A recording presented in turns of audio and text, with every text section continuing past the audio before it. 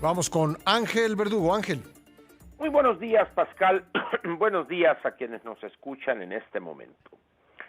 Pascal, ante lo que estamos viendo en el Poder Legislativo y la actuación de algunos legisladores, vale la pena hacer un recuento de cuáles han sido las posiciones de algunas personas y que luego no sabe uno qué va a suceder con ellas frente a una situación relacionada con lo que aprobaron antes. Lo que tú mencionas en tu bitácora, estos dos diputados federales de Morena, que en el 2017 presentaron una iniciativa para reforzar lo que hoy quiere tirarse por el caño. Tendrían que salir a decir algo, ¿no? Efectivamente, así es. Eso es lo interesante de lo que estamos viendo ahorita.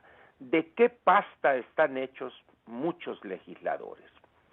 Vamos a esperar a ver qué dicen esos dos economistas que eran diputados federales en el 2017, a ver si emiten alguna opinión o callan con un silencio cómplice, Pascal. Pero voy a recordar aquí algo que sin duda tú conoces.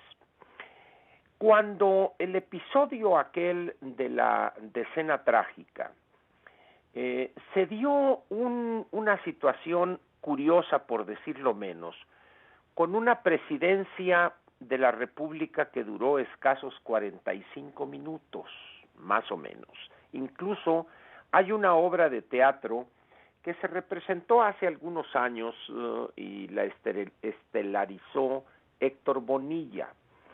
En esta obra de teatro, el presidente Lascurain llega a la presidencia de la República por el puesto que ocupaba. Si no estoy equivocado, en aquellos años, la Constitución decía que a falta absoluta del presidente y del vicepresidente era el secretario de Relaciones Exteriores. En aquel tiempo, sí. Así es. Bueno, entonces Lascurain llega a la presidencia de la República como consecuencia de ese puesto que ocupaba. Pero el compromiso fue que de inmediato él nombraría al chacal Victoriano Huerta y luego presentaría su dimisión para que a su vez Victoriano Huerta llegare a la presidencia de la República. 45 minutos duró esa presidencia. Efectivamente, así es, y así se llama la obra, 45 minutos. Lascurain ha pasado a la historia como lo que fue, un hombre cobarde que se rinde ante el chacal, que no tiene la dignidad suficiente para enfrentar ese atropello a la legalidad y además un crimen horrendo, el del presidente y el vicepresidente, Francisco I. Madero y José María Pino Suárez. Así, hoy algunos, Pascal, pasarán a la historia como émulos de ese cobarde que fue Lascurain. Yo no he tenido jamás, he seguido su trayectoria, de este hombre un tanto mediocre, gris, Mario Delgado, desde que era secretario de Finanzas con Marcelo Ebrard y luego lo pasaron, si no me equivoco, a secretario de Educación, buscando hacerlo popular con miras a una potencial candidatura a la jefatura de gobierno, que al final de cuentas se la ganó Miguel Ángel Mancera. Pero un hombre siempre al amparo de algún poderoso, en ese caso Marcelo Ebrard Casobó, y hoy en una situación que lo marcará para toda su vida, Mario Delgado se presta con una abyección digna de mejor causa, si es que hubiere una mejor causa en materia de abyección, de tal manera que en vez de decirle al presidente no, se allana y se presta a una maniobra que empezó incluso con un nombramiento por demás irregular de un oscuro diputado tamaulipeco al frente de la Comisión de Presupuesto y Cuenta Pública de la Cámara de Diputados. Que tenía 3 meses vacante la posición. Así es, dice uno, y lo más probable es que se le estuviera guardando ese puesto a Ramírez Cuéllar para cuando entregare cuentas ahí en Morena y decir, bueno, ya hay nueva directiva, o etcétera, y entonces yo regreso a eso, porque no lo ha hecho tan mal, hay que reconocer. No, francamente, y aquí lo hemos comentado, la verdad, le sabe al tema y lo ha hecho bien. Y además en determinado momento ha tomado posiciones muy claras en relación con la situación de las finanzas públicas y su precaria salud. De los poquitos que se atreven a decir algo, Ángel. Así es. Entonces, en esas condiciones, pues, los agarran con los dedos detrás de la puerta esta iniciativa del presidente.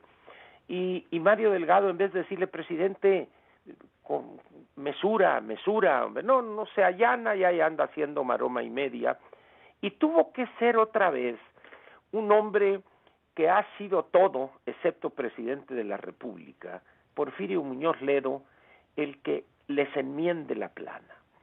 Y dice uno, alguien dirá, bueno, es que Porfirio nada tiene que perder y mucho que ganar. Es posible, pero al final de cuentas lo que queda son las palabras lapidarias de Porfirio. Ese es el Porfirio, vamos a decir, de siempre, el Porfirio aguerrido de sus épocas juveniles, cuando ganó campeonatos de baile de mambo, cuando ganó un torneo de los guantes de oro. Es decir, es ese Porfirio que ojalá jamás hubiese cambiado, ¿no? Pero en fin, ahí está Porfirio, y los diputados jóvenes, Pascal, los que tienen una vida parlamentaria o política por delante, agachan la cabeza, se acomodan. Pero va a quedar registro, Ángel. Efectivamente. Va a quedar registro, así como tú mencionas a Lascurain, que se quedó en la historia ese nombre, por vida. También va a quedar registro. Así es. Y no podrán eludir el juicio de la historia, Pascal. Por más que intenten y se oculten e incluso regresen al anonimato, muchos de ellos de donde jamás debieron haber salido, la verdad saldrá a flote, Pascal, y serán exhibidos. ¿Qué papel tan triste? Yo a veces les hago la pregunta, ¿se atreverán a ver a los ojos a sus hijos cuando estos, ya adultos y conocedores del papel indigno, vergonzante de sus señores padres, les reclamen? ¿Qué les van a decir? ¿Acaso la riqueza acumulada en algunos casos será suficiente para que los hijos digan, bueno, mi papá fue un canalla, fue un cobarde y traidor, pero acumuló una fortuna que nos permite aguantar con cierta comodidad ese descrédito? Yo creo que no es suficiente, Pascal. Los tiempos han cambiado y hoy, Pascal, el país está en una coyuntura, en una bifurcación donde se esperarían, por un lado, tiempos no mejores, como dice la canción, tiempos peores, Pascal. Y eso, si el presidente piensa que se saldrá con la suya y podrá modificar leyes, modificar la Constitución a su antojo, hacer esto, el presidente se equivoca, Pascal. La historia en México demuestra que en este tipo de giros, en este tipo de situaciones, siempre hay un acontecimiento que para a los voraces, a los aprendices de tiranos. Yo creo que el presidente, yo no sé si perdió todo signo de cordura ya, pero debería hacer un alto en el camino.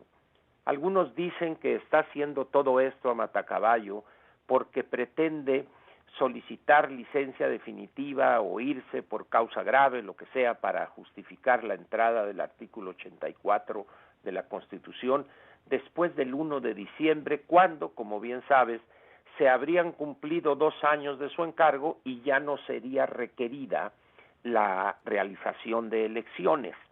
Es posible que eso sea, que él ya esté harto de esto que jamás imaginó, y de ser eso, Pascal, esa hipótesis, esa eventualidad, se presentaría un panorama raro, por decirlo menos. El presidente, quizá con Claudia Sheinbaum en la presidencia, que sería su prospecto para, piensa él, poder manejarla a su antojo, pero él tendría la libertad, Pascal, de andar de ciudad en ciudad haciendo campaña por los candidatos a diputaciones federales y a las gubernaturas, y, ingenuo como suele ser los tiranos, Pascal, en determinados temas, pensar que sería el nuevo Plutarco Elías Calles, aun cuando, aclaro, la diferencia es abismal entre la pequeñez del actual con lo gigantesco de mi paisano, el general Plutarco Elías Calles. Yo creo que si López está pensando en una situación así, se equivoca, Pascal. Si bien hoy es tiempo de canallas y estos, por desgracia, abundan en la fracción de Morena, tanto en diputados como en el Senado, la jugada no creo que les vaya a salir, Pascal. Gracias, Ángel. Ándele pues, nos hablamos mañana, Pascal. Nos hablamos mañana. Un abrazo. Ángel Verdugo.